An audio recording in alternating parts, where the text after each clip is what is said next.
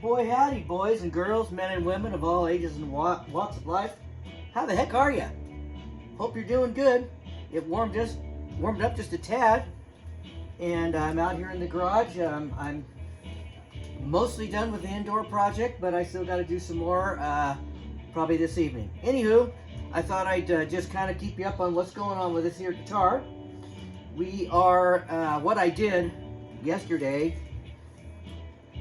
was, when I had a few minutes, I installed the tremolo claw. Now what that takes is what I did, as opposed to the actual Fender video, I drilled tiny 1/8-inch holes with a big long drill bit, just a little ways in, so it would have a good start. So the tremolo claw is in.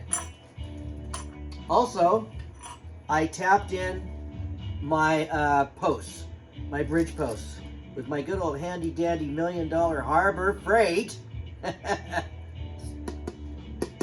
tappy thing.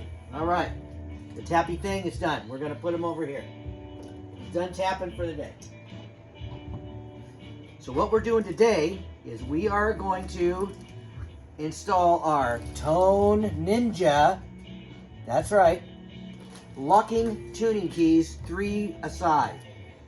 So I took out my PRS and looked at it because that was a professional setup long before I started fooling around with guitar kits. So I wanted to see how my buddy Steve Spalding, the greatest luthier in the world, installed mine. So I kind of got these kind of close to where he did it.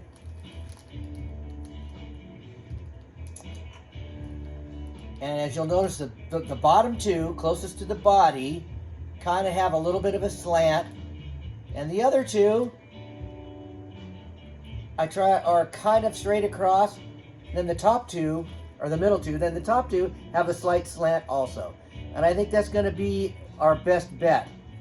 So what we're going to need for this operation is my tiniest drill bit. And what I've done is I've already lightly fastened these down so they kind of won't move with a 10mm socket. So we've gone that far. By the way, I know you're wondering, what loop is that today, Guitarzan? From Randy's Guitar Shop. Number 12. There you go. Kind of a bluesy deal.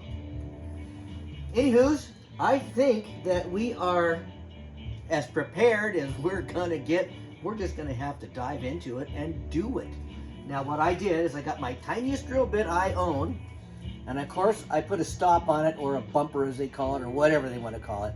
So you don't want to go any further than that, because I want these screws are just absolutely tiny, of course. You know, let's just try to show you how tiny they are. They're little itty bitty guys. And so what I've done is I've taken and I put this stop on here about 2/3 of the way, because we want to still have some raw wood to go into when we actually screw them in. There's nothing to it but to do it, as they say in the movies. What do you think? Let me take one last look at them.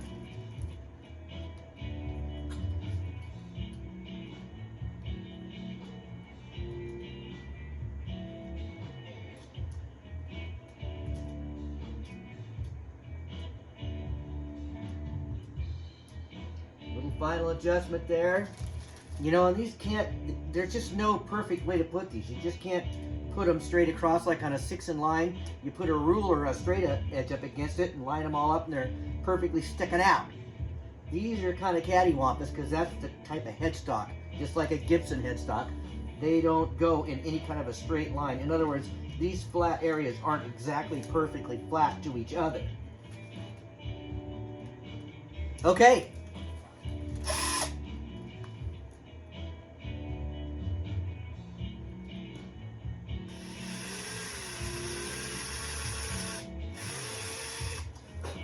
One.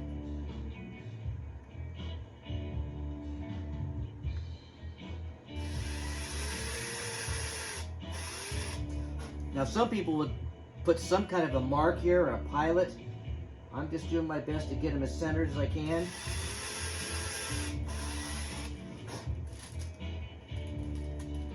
and then move on to the next one.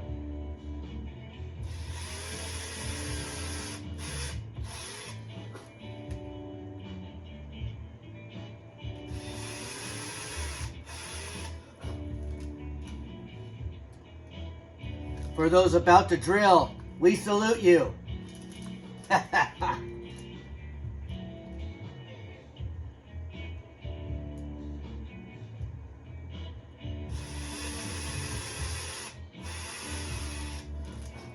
Well, that's it for that guy.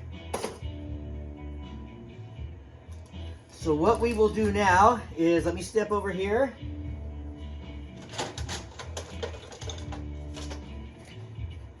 And of course get out our handy dandy precision little guy. Now let's see which one we can fit the best. That feels pretty tight. And of course I have my soap. That's not on a rope, it's just soap. You can use soap. A lot of guys use wax. Anything that will help these go in, but not, just come right back out. So anywho's, we just soap them up a little bit on the threads. Like that there.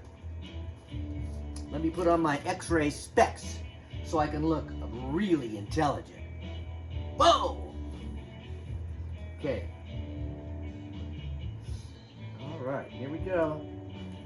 This is kind of a hard part because of the knobs on the tuning keys. The locking knobs. Look at that.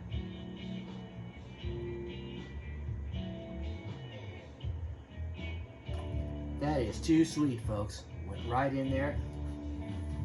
Looks like it was supposed to be like that. Almost looks like I have a clue of what I'm doing.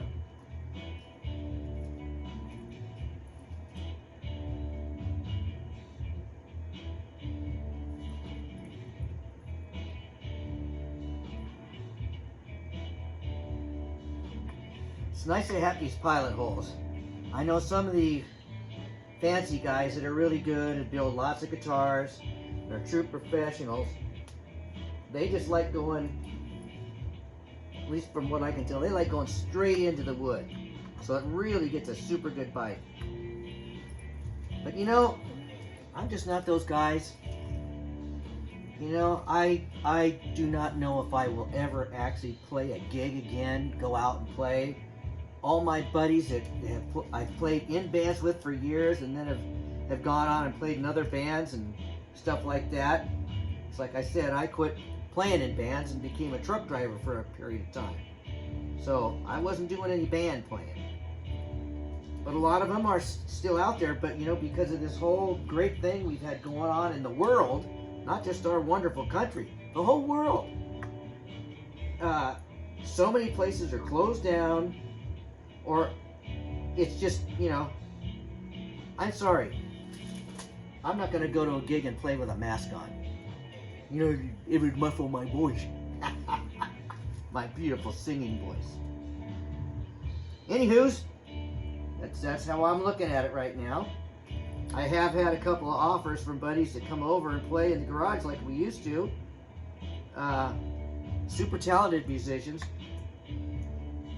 But I've had so much stuff going on here around the house with all the moving around and stuff. It just hasn't been possible. Maybe one of these days. And if we do, I might just record it for your listening and viewing pleasure, or for you to crack up. Like I said, I haven't actively played with anyone in quite a while. So my chops aren't too red hot these days. Timing's off. Okay, this one's being a little goofy. There we go. It's always nice when they don't goof up.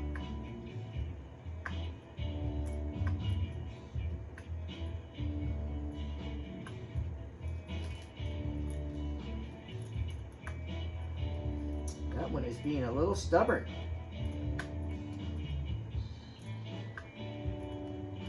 Need to get a little bit of a new lease there on it. Okay. You know, you guys haven't commented on the work face at all lately. So, because I know I sure got it. I watch back on these videos and just have to start laughing. How many times I go,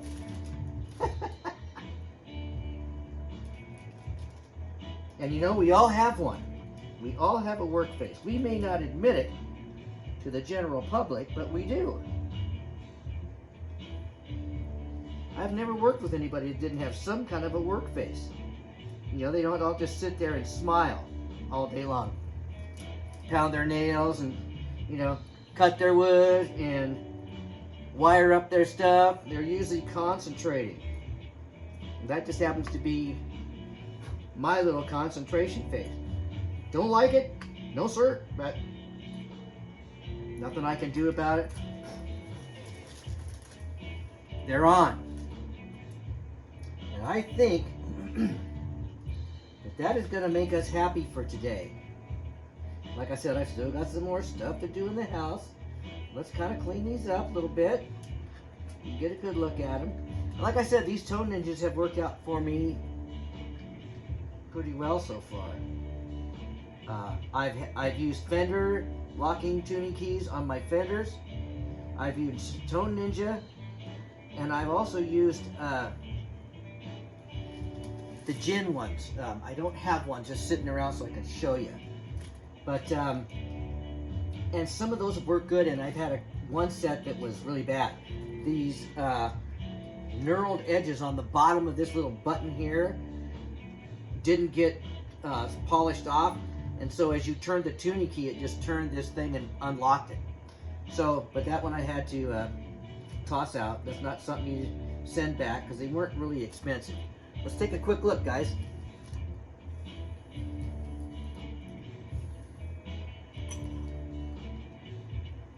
Hope you guys are still enjoying the videos. I know they've been a little bit disjointed lately.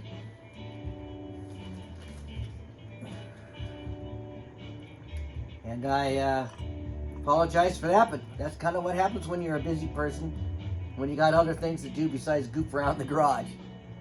Anywho's, there's the blue jean look on the back. At least that's what I'm calling it.